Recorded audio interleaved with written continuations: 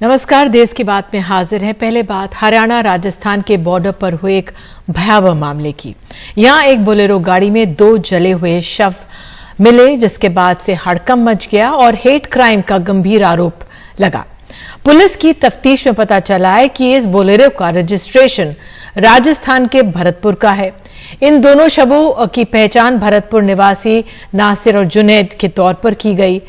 कल ही शिनाख्त के लिए भरतपुर पुलिस के साथ परिजन पहुंचे और आरोप लगाया कि दोनों को जलाकर मारा गया है। इस बीच हरियाणा पुलिस ने शवों के पोस्टमार्टम होने के बाद दोनों शवों को राजस्थान पुलिस को सौंप दिया था। बाद में राजस्थान पुलिस ने दोनों शव परिवार को सौंप दिए।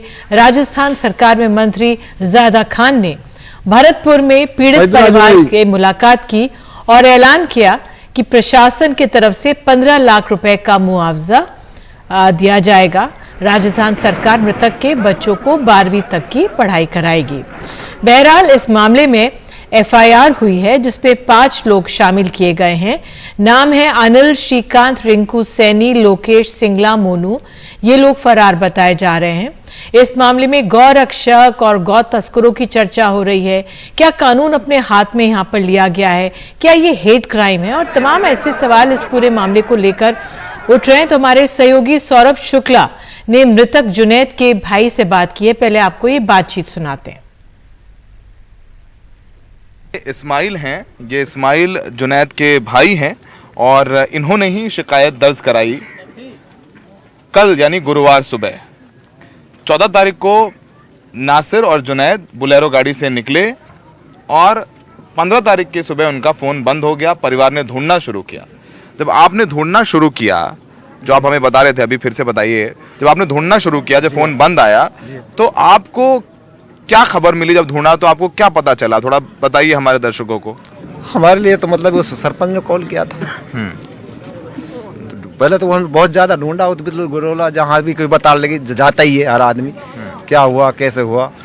तो फिर डिटेल में हमारे लिए सरपंच भूतपुर घाटा ने फोन किया हमारे पास। उनका नाम क्या है? दीनू सरपंच। दीनू सरपंच, हाँ, भूतपुर। उसने कॉल किया कि भाई वहाँ से थाना से फिरोजपुर वाले से कॉल आ रहा है मेरे पास कि 2 आदमी लाए और कुछ गुंडा बदमाश हैं। कौन है कौन ना है पता नहीं, लेकिन वो पुलिस के पास लाए। तुम कितनी मत ढूंढो, फिरोजपुर आ जाओ। फिरोजपुर झिरका यहाँ से कितनी दूर है? यहाँ से आपके यहाँ झिरका यहाँ से ऐसा 16 किलोमीटर पड़ता है। वो हरियाणा में पड़ता है। वो हरियाणा में पड़ता है, नूह जिला में पड़ता है। उन 5-4 गाड़ी हमारी गई, तो हम थाना के पास में गए, तो अंदर तो हम ना जाने दिया। उन्होंने अंदर नहीं जाने दिया था? नहीं जाने दिया अंदर। तो फिर वो भूतपुर सरपंच भी वहाँ पहुँच गया, जो इसने कॉल किया था। उससे हमने कहा भाई आप पूछ के आओ, हमारा यहाँ आदमी लाए बताए, यहाँ संतुष्टि हो जाए हमारे। अगर यहाँ हो तो फिर हम कुछ मतलब वो जैसे हालत में जब देखें और उनकी कुछ देखभाल तो करें हम। तो अंदर वो सरपंच गया, उसने कहा भाई यहाँ से तो ले गए। उन्होंने कहा ले गए यहाँ से तो ले गए, और हमने तो खंदा दिया। हम क्यों लेंगे ऐसी परेशानी मोल की। वो टूट फूट कर लाया, उनके ज्यादा सीरियस हालात में हमने नहीं लिया। मतलब पीट के आप कह रहे हैं जुनैद और नासिर को वो पुलिस वालों के पास लेके गए, हरियाणा पुलिस के पास लेके गए? हाँ जी, ठीक है। और हमने खंदा दिया यहाँ से। आप कितनी और देखो, या आप अपना थाना में रिपोर्ट करिए और जाके, यानी आप वापस भरतपुर जाइए और अपने थाने में रिपोर्ट करिए। जी, वापस जाइए। फिर वापस आए हम अपने थाना में, आके हमने रिपोर्ट प्रयास किया, रिपोर्ट करी। तो यही चाह रहा था हम पे, तो और क्या चाह रहा था। तो उसके बाद में वो दिन भी निकल गया, रात भी निकल गई। सुबह फिर हम वापस थाना पे गया। कोई भाई जांच मिली हमारा आदमी की, उनके भाई हम जांच कर रहे हैं, बहुत ज्यादा जांच कर रहे हैं और डोल रहे हैं। पुलिस वालों ने भी कहा हाँ ठीक है। अचानक से फोन आया, जाहुल नाम का है, मेरा भतीजा लगता है, उसके पास कि मैं हसीन बोल रहा हूँ। उनकी बता यार, वो वहाँ से फोन आया, कोई गाड़ी लुहारू पड़ती है कि कहाँ है? भिवाड़ी में। वो लुहारू में आपकी गाड़ी जल चुकी, उसमें 2 डेड बॉडी भी है, वो भी जल चुकी, बिल्कुल राख कर दी है। बस उस टाइम का नाम सुना था, फिर तो आगे क्या कहते, पूरा विश्वास हो चुका था वही है, और कौन हो सकता है। बहुत दुखद परिस्थिति बनी और हमारे सहयोगी सौरभ शुक्ला ने इस केस में भरतपुर रेंज के आईजी गौरव श्रीवास्तव से भी बात की है। इस पूरे मामले में हमारे साथ बात करने के लिए गौरव श्रीवास्तव हैं, जो आईजी हैं भरतपुर के। सर, क्या अपडेट है? पूरा मामला हमारे दर्शकों को बताइए कि आप अभी तक क्या कुछ अपनी जांच में आप लोगों ने पुख्ता किया है। जो दो व्यक्ति नासिर एंड जुनैद हैं, जो अपने घर से लापता हुए, जैसा घर वालों ने रिपोर्ट में दर्ज कराया, और वो नहीं लौटे एंड उनको फिर लोकल गांव वाले एंड जो बाई स्टैंडर्ड्स हैं उनसे उनका कहना है कि हमें उनसे पता चला कि कुछ लोगों ने इनका अपहरण किया है, मारपीट करी है, और उन्हीं के द्वारा 5 हरियाणा के रहने वाले व्यक्तियों के नाम भी उस एफआईआर में आइडेंटिफाई किए गए। घर वालों ने अपने लेवल पर कुछ तहकीकात करी। 15 तारीख की रात को हमारे पास ये सूचना आई तो इमीडिएटली टीमें तलाश वगैरह में निकली। 16 की मॉर्निंग में भिवानी में लोहारू डिस्ट्रिक्ट के अंदर जली हुई हालत में वो बोलेरो मिली जिसके अंदर ये दोनों लड़के बैठे हुए थे। उसमें 2 डेड बॉडीज़ पूरी तरह से जली हुई थी, कंकाल हो चुका था। तो इसलिए कन्फर्मेटरी एविडेंस की ये वही दोनों लड़के हैं, ये तो डीएनए एनालिसिस के बाद ही क्लियर हो पाएगा।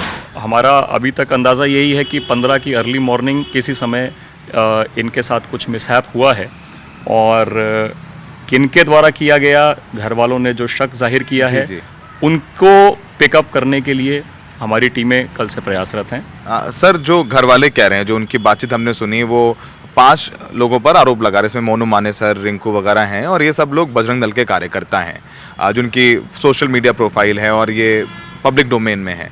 क्या वो एक एंगल आप लोग इन्वेस्टिगेट कर रहे हैं? क्या कुछ समझ में आया कि वाकई क्या इन लोगों की इन्वॉल्वमेंट है, या फिर सिर्फ परिवार वालों का ये आरोप है?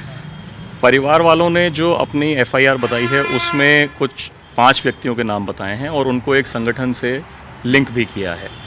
जब ये रिपोर्ट आई तब तक हमें इस बात का अंदाज़ा नहीं था कि इसका क्या मोटिव हो सकता है, परंतु यह बात सही है कि इन 2 missing and probably deceased victims में से जो जुनैद है उसके खिलाफ गौ तस्करी के 5 प्रकरण पहले दर्ज हो चुके हैं, एंड संभव है कि उस शक में इन्हें किडनैप किया गया हो, इनके साथ कोई प्रकार की वारदात की गई हो। बट एज आई सेड, वो मैं confirmatory evidence and linking evidence के आधार पर बताऊंगा तो बेटर रहेगा। जहाँ तक हरियाणा पुलिस के कोऑर्डिनेशन की बात है, तो वो कोऑर्डिनेशन तो हम कल से ही एस्टैब्लिश कर चुके हैं, जैसे ही ये इंसिडेंट पता लगा और आगे बढ़े, एंड हमें सपोर्ट मिल रहा है, एंड मुझे विश्वास है बहुत ही जल्दी we will reach the right. जो असली क्रिमिनल्स हैं हम उन तक बहुत जल्दी पहुँच जाएंगे। और इस मामले को कुछ और बेहतर तरीके से समझने के लिए हमारे साथ विक्रम सिंह जी मौजूद हैं, पूर्व डीजीपी उत्तर प्रदेश। बहुत बहुत धन्यवाद सर। सर, आपने इस पूरे मामले पर जो जानकारियां अब तक अभी उपलब्ध हैं वो सुनी है, आपकी क्या इसमें राय बनती? निधि जी, मैं ये कहना चाहूंगा कि जो पहला बयान आपने इस्माइल का सुनाया था, जो कि जुनैद के भाई हैं, और जो आईजी गौरव साहब ने कहा है, दोनों में बहुत बहुत ज्यादा विरोधाभास है। और आईजी साहब के बयान से ये कहीं नहीं आता है कि पहले जुनैद और नासिर को थाने ले जाएगा, क्योंकि गंभीर बात यह कि अगर उनको थाने ले जाया गया था जीवित हालत में और उसके बाद उनकी मृत्यु हुई है, तो वो पूरा थाना संलिप्त है इस दुर्घटना में। क्योंकि ये बात कहीं से प्रकाश में, सिवाय इसके कि इस्माइल ने इस बात को कहा है, लेकिन प्रकरण में 48 घंटे का जो विलंब हुआ है अक्षम्य है। दूसरी चीज, अपराध का पंजीकृत न होना अक्षम्य है। डेडिकेटेड टीम्स न लगाए जाना, उनको ढूंढने के लिए मृतकों को अक्षम्य है। इन 3 त्रुटियों के बाद कम से कम अब इतनी कृपा कर दें कि जो सुराग और पतारसी देगा, माकूल जानकारी देगा, 5-5 लाख का इनाम दिया जाएगा। डेडिकेटेड टीम्स लगाई जाएं, और जो फेसबुक प्रोफाइल जिस तरीके से आ रहा है मोनू और आदि का, कम से कम उनको बुला के पूछताछ कर ले कि आप कहां थे, आपका क्या रोल है, और आरोप प्रत्यारोप राजनीतिक बातें न करके केवल पुलिस के अनुसंधान की बात करें, वैज्ञानिक अनुसंधान की बात करें, उतना ही पर्याप्त है। लेकिन इधर उधर की बातें, और कम से कम पुलिस को मेरा परामर्श होगा कि राजनीति में न पड़ करके केवल इन्वेस्टिगेशन करें और मुलजिम का पता लगाएं, हथियार का पता लगाएं, और किन परिस्थितियों में यह दुर्घटना घटित हुई, एक-एक मिनट के चेन को रिकंस्ट्रक्ट करें निधि जी। और यह कोई ऐसी चीज नहीं है जो कि पहले नहीं हुई है, तुरंत इसको कर ले, वरना ये बदनुमा धब्बा जाने वाला नहीं है बाकी से। बिल्कुल सर, इसमें एक सवाल ये भी उठता है कि लोग अपने हाथ में कानून क्यों ले लेते हैं? अब आरोप प्रत्यारोप, कब कोई हम देखते हैं किस तरह से सोशल मीडिया पे आ रहा है, हेट क्राइम है या गौ तस्करी, गौ रक्षा की तमाम चीजें सामने आ रही हैं, जिसकी फिलहाल पुलिस जांच करेगी। लेकिन बड़ा सवाल यह है कि अपने हाथ में लोग क्यों कानून ले लेते हैं? ये काम पुलिस का है, अगर कोई अपराध कर रहा है तो ये काम पुलिस का, उन पर छोड़ना चाहिए। निधि जी, पुलिस अगर अपना काम कर ले तो इन सब चीजों की जरूरत ही नहीं है। दरअसल सोशल मीडिया पे हथियार चमकाना, अगर लाइसेंसी हथियार है तो भी गलत है। हथियार जब्त होना चाहिए, लाइसेंस निरस्त होना चाहिए, और अगर नाजायज है तब तो कर और गंभीर कार्रवाई होनी चाहिए।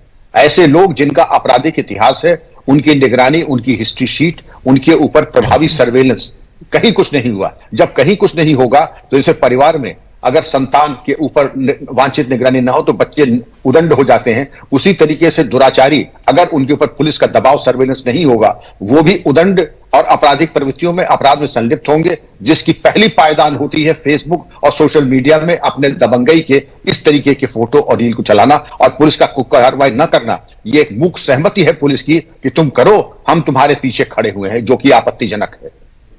बिल्कुल, ये बहुत आपने अहम बातें की हैं और इस पर नजर सबकी रहेगी कि क्या निकल कर आता है, लेकिन वाकई में दिल दहला देने वाले मामला है। और जिस तरह से आपने राय दी है कि पुलिस किस तरह से तेजी से इस मामले में बहुत कुछ कर सकती है, जो गुनहगार है उन पर जल्द कब्जा पा सकती है। बहुत बहुत धन्यवाद जुड़ने के लिए साहब। और देश की बात में आइए आगे बढ़ते हैं और अब दिल्ली के मेयर के चुनाव पर बात करते हैं। इस पर आपको बता दें, देरी पर आज सुप्रीम कोर्ट नाराज दिखा, कहा कि देश की राजधानी में यह हो रहा है, ये अच्छा नहीं लगता है। कोर्ट ने कहा कि चुनाव जल्द हो, पहली मीटिंग पर नोटिस 24 घंटे में जारी हो चुनाव के लिए। साथ ही ये भी कि दिल्ली में जो मेयर, डिप्टी मेयर के चुनाव में वोट नहीं डाल सकेंगे मनोनीत सदस्य हैं। और इस पर आपको बता दें बीजेपी की तरफ से क्या कहा गया है, सुनाते हैं पहले। भारतीय जनता पार्टी माननीय सुप्रीम कोर्ट के फैसले का सम्मान करती है और भारतीय जनता पार्टी का शुरू से मानना था कि जल्द से जल्द दिल्ली में मेयर का चुनाव होना चाहिए। ये तो आम आदमी पार्टी है कि पिछले 3 सिटिंगों से मेयर का चुनाव वो होने नहीं दे रहे थे और मेयर के चुनाव के लिए ही उन्होंने कोर्ट में गए थे ताकि मेयर का चुनाव टल सके। अब चूंकि कोर्ट का फैसला आ गया है और मेयर का चुनाव का ऑर्डर आ गया है, भारतीय जनता पार्टी सम्मान करती है और हम भी चाहेंगे कि दिल्ली के अंदर जल्द से जल्द मेयर दिल्ली का चुना जाए ताकि दिल्ली का विकास जो पिछले 2 महीने से रुका हुआ है वो हो सके। और इस पर दिल्ली के मुख्यमंत्री अरविंद केजरीवाल ने ट्वीट कर कहा है कि सुप्रीम कोर्ट का आदेश जनतंत्र की जीत है। सुप्रीम कोर्ट का बहुत बहुत शुक्रिया। 2.5 महीने बाद अब दिल्ली को मेयर मिलेगा। ये साबित हो गया कि एलजी और बीजेपी मिलकर आए दिन दिल्ली में कैसे गैरकानूनी और असंवैधानिक आदेश पारित कर रहे हैं।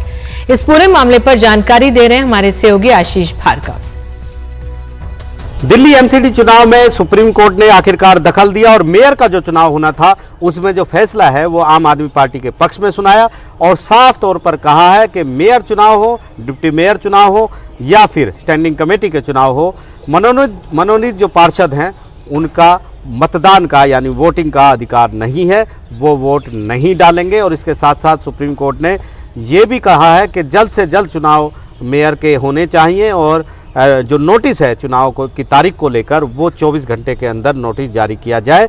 पहले मेयर के चुनाव होंगे, मेयर की अध्यक्षता में, अगुवाई में, फिर डिप्टी मेयर और स्टैंडिंग कमेटी के चुनाव होंगे, ये सुप्रीम कोर्ट ने साफ कर दिया है। और इस दौरान सुप्रीम कोर्ट ने निराशा जताई। चीफ जस्टिस डीवाई चंद्रचूड़ ने यह भी कहा कि ये अच्छी बात नहीं है कि देश की राजधानी में एक मेयर का चुनाव नहीं हो रहा है। और इसके बाद उन्होंने कहा कि हम चाहते हैं कि जल्द से जल्द चुनाव हो।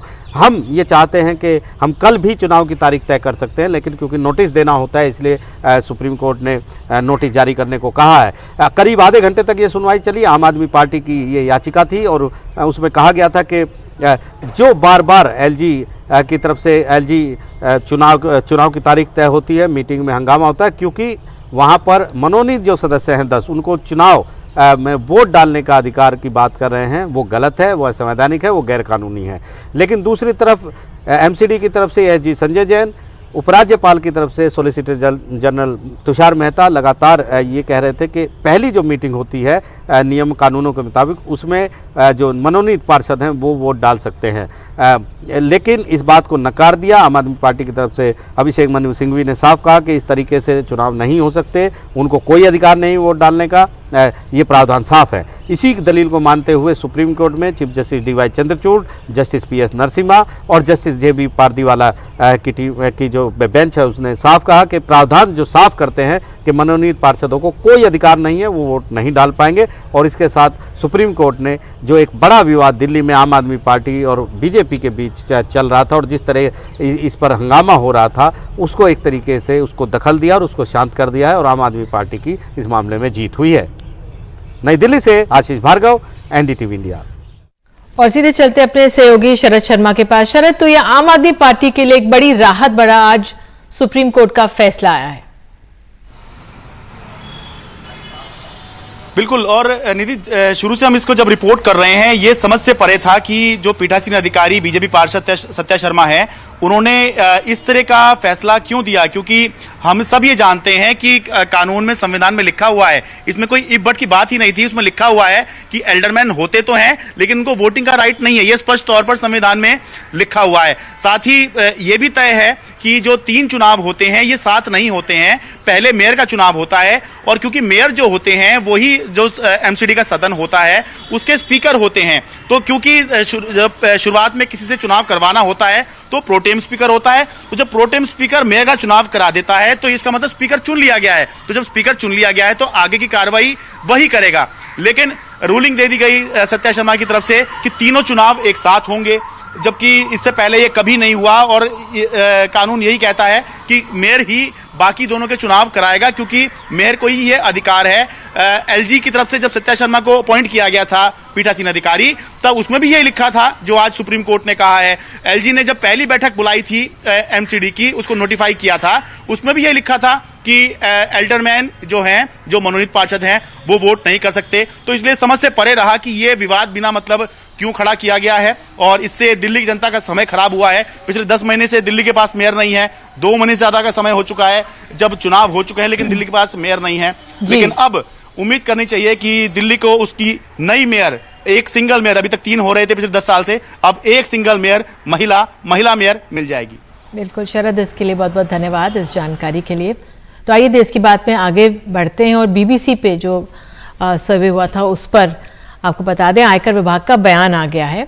आयकर विभाग ने कहा है कि लाभ और आय का काम के पैमाने से मेल नहीं है, कुछ रेमिटेंसेस पर कर अदायगी नहीं हुई है। आईटी विभाग ने कहा है ट्रांसफर प्राइसिंग में कुछ अनियमितताएं हैं और कई अहम सबूतों की आगे जांच होगी, ये भी कहा गया है।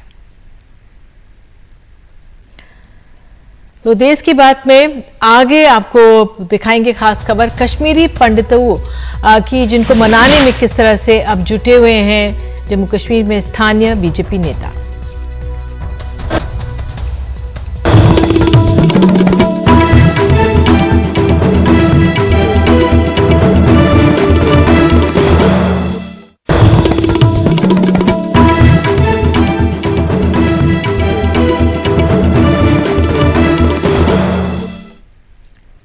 देश की बात में बात अब जम्मू कश्मीर से। महाशिवरात्रि का त्योहार कश्मीरी पंडितों के लिए सबसे बड़ा त्योहार एक तरह से होता है, लेकिन इस साल ज्यादातर ये लोग मायूस हैं। इनमें से कई लोगों को पिछले 8 महीने से तनख्वाह नहीं मिली है।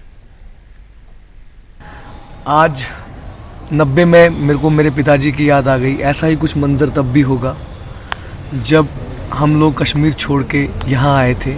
रहने के लिए घर नहीं थे, रास्तों पे हमने रातें गुजारी। आज 2023 है और मेरे माँ बाप को जहाँ पे उन्होंने मेरा फ्यूचर इतना अच्छा किया, पढ़ाई इतनी अच्छी दी, और करंट डिस्पेंसेशन में मैं आज फिर इसी सड़क पे आ गया हूँ। खाली अपनी जान की सुरक्षा मांग रहा हूँ। उसकी एवज में पिछले 8 महीने से मेरा सैलरी रोक दिया गया, मेरे पास सप्रेशन के ऑर्डर डाले गए। ये जो पीसफुल प्रोटेस्ट था, ये खाली आप लोगों को, हम तो सोए नहीं, लेकिन आप लोगों को जगाने के लिए कि आप लोग जागिए और हमारा कुछ निष्कर्ष निकालिए। धन्यवाद। ये इनका दर्द है, लेकिन क्या कोई सुन रहा है?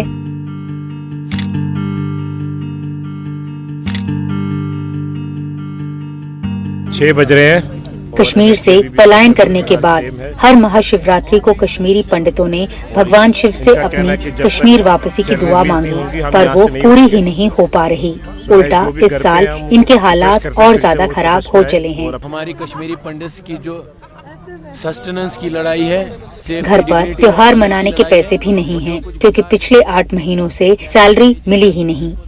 सैलरी का मसला हल करने की कोशिश की है। जम्मू के बीजेपी के अध्यक्ष का कहना है कि वो इस बात को लेकर कई बार जम्मू कश्मीर के एलजी से मुलाकात कर चुके हैं कि महाशिवरात्रि जो महापर्व है, महापर्व, उसका ये जो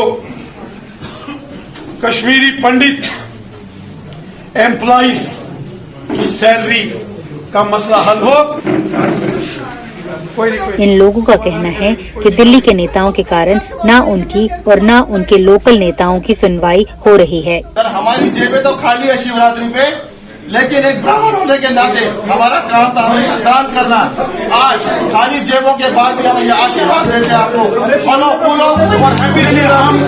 हालांकि जम्मू कश्मीर के प्रशासन का कहना है कि इन लोगों को कोई गुमराह कर रहा है, क्योंकि जिन लोगों ने वापस घाटी जाकर ड्यूटी ज्वाइन कर ली उन सब की सैलरी दी जा रही है।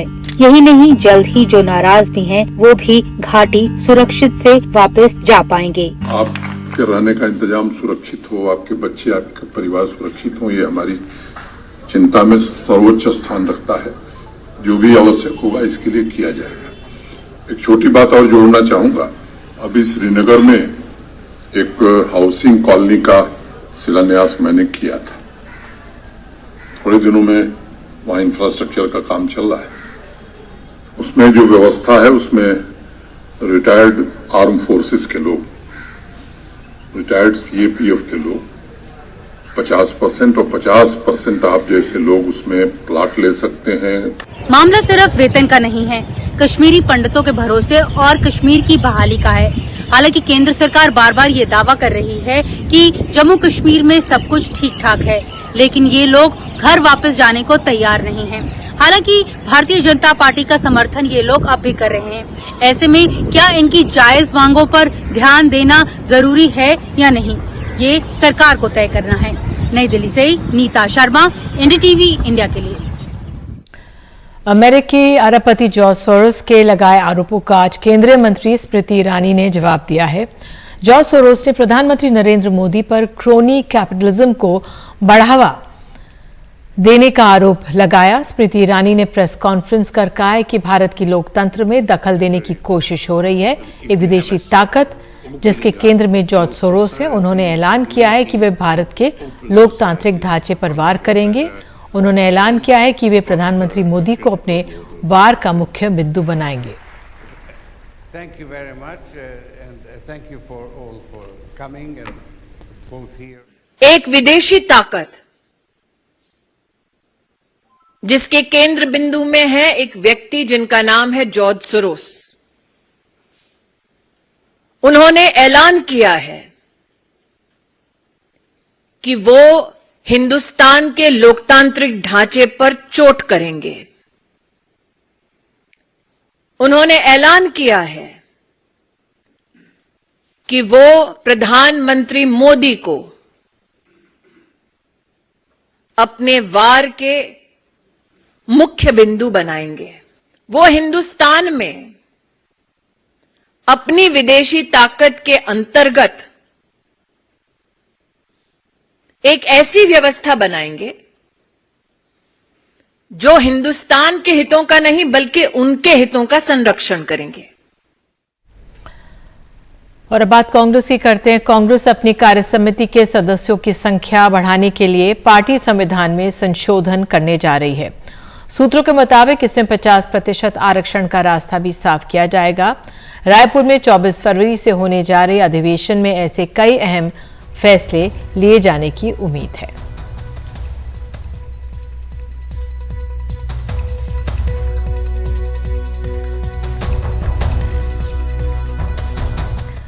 देश की बात में बात अब हम महाराष्ट्र की करते हैं। सुप्रीम कोर्ट से उद्धव ठाकरे खेमे को बड़ा झटका लगा है।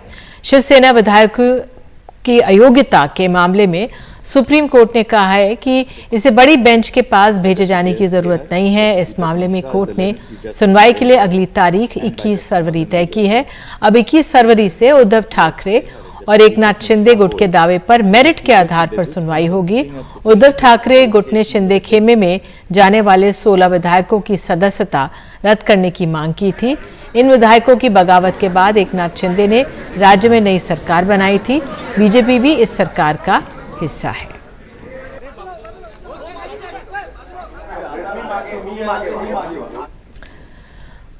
उधर महाराष्ट्र के राज्यपाल भगत सिंह कोश्यारी का आज अंतिम दिन रहा। मुंबई राजभवन में उन्हें गार्ड ऑफ ऑनर देकर विदा किया गया। वहां मुख्यमंत्री और उप मुख्यमंत्री उन्हें विदाई देने के लिए मौजूद थे। बाद में भगत सिंह कोश्यारी देहरादून के लिए निकल गए। अपने कार्यकाल के दौरान भगत सिंह कोश्यारी कई मुद्दों को लेकर विवादों में रहे और विपक्ष लगातार उन पर निशाना साधता रहा। बाद में उन्होंने खुद ही पद छोड़ने की इच्छा जताई थी।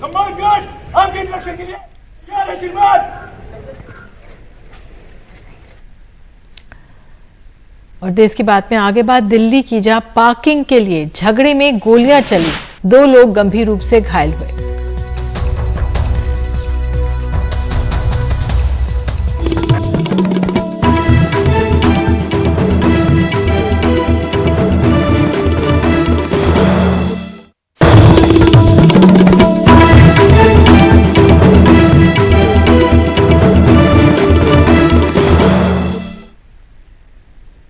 दिल्ली के यमुना विहार इलाके में पार्किंग को लेकर हुए एक विवाद में पिता और बेटे को गोली मार दी गई।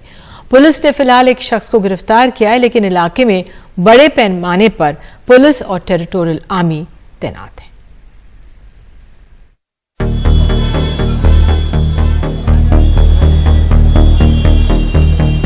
यमुना विहार की इस पार्किंग में कार खड़ी करने को लेकर वीरेंद्र अग्रवाल का अपने पड़ोसी आरिफ से झगड़ा शुरू हुआ। गुरुवार रात को झगड़ा हुआ, लेकिन कुछ ही देर बाद आरिफ के किराएदार फुरकान ने अपने दोस्तों को बुला लिया। फिर रात करीब 1:30 बजे वीरेंद्र अग्रवाल के घर पर ताबड़तोड़ 11 से 12 राउंड फायरिंग हुई, जिसमें वीरेंद्र अग्रवाल को 2 गोली और उनके बेटे सचिन को 1 गोली लगी है। उनकी हालत गंभीर बनी हुई है। जैसे बड़े भाई गए थे शादी में सारे थे रात को। हाँ। तो इन्होंने कहा भैया गाड़ी आगे कर ले, हम भी अपनी गाड़ी लगा लें। तो उसने बदतमीजी पे उतर गया अपनी पूरी गाली बका कर ली। फिर ऊपर से मकान मालिक आया, मकान मालिक भी कहने लगा जी कोई बात नहीं, राजीनामा कर लो, चलो हटाओ। तो उसके बाद 5 मिनट 10 मिनट बाद वो दोबारा वापसी आता है। तो आते के साथ ही वो हम दरवाजे पे खड़े थे, उसने आते ही घर के ऊपर फायर कर दी 10-12। अच्छा, और कितने लोग थे वो लोग? जो कम से कम पार्किंग में भी खड़े थे और जो घर पे आए वो 3 आदमी आए थे। 3 आदमी थे? हाँ, और सबके हाथ में रिवॉल्वर पिस्टल सब थी। अच्छा, तो आपने उनको पकड़ा, किस तरीके से पकड़ा? ये सब वो चला रहा था घर के दरवाजे पे, तो मैं पीछे से जाके उसको पकड़ लिया। यमुना विहार का ये इलाका खासा संवेदनशील है, लिहाजा सुबह जैसे ही ये खबर फैली, इलाके में अफवाहों का बाजार गर्म हो गया। आनन फानन में भारी पुलिस फोर्स और टेरिटोरियल आर्मी की तैनाती की गई। माहौल अब शांतिपूर्ण है। यमुना विहार में वीरेंद्र और सचिन अग्रवाल की जो झगड़ा हुआ पार्किंग को लेकर, वो उनके बगल में रहने वाले जो आरिफ हैं, उनके किराएदार फुरकान के साथ में हुआ। इसी जगह पर जो है वो वीरेंद्र अग्रवाल अपनी गाड़ी को पार्क करना चाहते थे, लेकिन यहाँ पर पहले से ही फुरकान की गाड़ी लगी हुई थी। फिलहाल पुलिस ने एक शख्स को गिरफ्तार कर लिया है, लेकिन आरिफ अब भी फरार है। ये जो पूरा अभी वारदात हुई है, इसका रीजन था पार्किंग को लेकर झगड़ा। इसमें कोई प्रकार का कम्युनल एंगल नहीं है और अभी वहाँ पे पुलिस की मुस्तैदी बढ़ा दी गई है और to give a sense of security and safety to the residents there.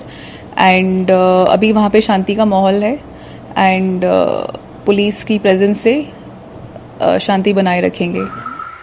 Police अब इस बात की जांच कर रही है कि इस हमले में कौन लोग शामिल थे और उनकी पृष्ठभूमि कैसी रही है। दिल्ली से पवन तिवारी के साथ रवीश रंजन शुक्ला, एनडीटीवी इंडिया।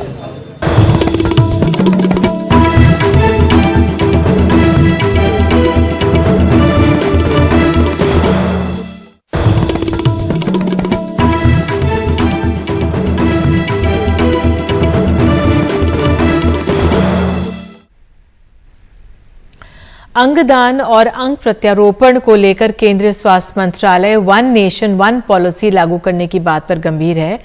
इसमें उम्र की बाध्यता भी खत्म कर दी गई है। कुछ नियमों में बदलाव किए गए हैं। इससे ऑर्गन की जो राय देखी गई है, मरीजों की राह तो आसान होगी। मगर सवाल ये कि अब पूरे देश में ये नीति लागू हो पाएगी, क्योंकि स्वास्थ्य राज्यों का विषय है और कुछ राज्यों के इस मामले में अपने नियम हैं। 29 साल के सोनू 2 बच्चों के पिता हैं। अपने माँ पिता का भी इकलौता सहारा हैं। उनका लीवर ट्रांसप्लांट होना है। दिल्ली के जीबी पंत में इलाज चल रहा है। उन्होंने बताया कि तुम्हारा लीवर डैमेज है, बहुत बुरी तरीके से, बहुत बुरी तरह से पूरा डैमेज है।